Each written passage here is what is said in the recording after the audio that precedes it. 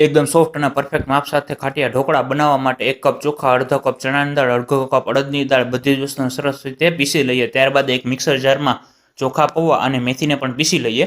ત્યારબાદ એક વાસણમાં પીસેલા આપણા દાળ ચોખા ઉમેરીશું.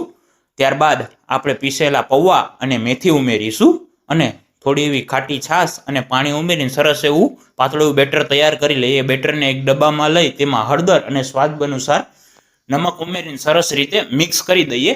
ત્યારબાદ આને ઢાંકણ ઢાંકી અને 5 થી 7 કલાક માટે આપણો આથો ન આવી જાય ત્યાં સુધી તેને રહેવા દઈશું. 5 થી 7 કલાક પછી તમે સ્ક્રીન ઉપર જોઈ શકો છો કે આપણા બેટરમાં સરસ એવો આથો આવી ગયો છે. તેને સરસ રીતે હલાવી લઈએ.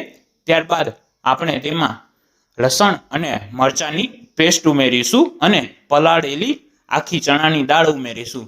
ચણાની દાળ ઉમેરવાથી આપણા ઢોકળામાં સરસ સ્વાદ આવશે અને ખાવામાં પણ મજા આવશે.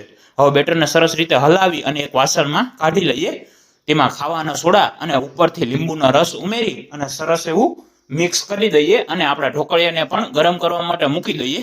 તેને પ્લેટને તેલથી ગ્રીસ કરી અને થોડું ખીરું ઉમેરી અને ઉપરથી લાલ મરચું પાવડર સ્પ્રિંકલ કરી અને 10 મિનિટ માટે સ્ટીમ કરી દઈએ. 10 મિનિટ બાદ આપણા ઢોકળા તૈયાર છે. તેને ગરમા ગરમ સર્વ કરો. વિડીયો પસંદ આવ્યો હોય તો લાઈક, શેર અને સબસ્ક્રાઇબ કરવાનું ના ભૂલતા.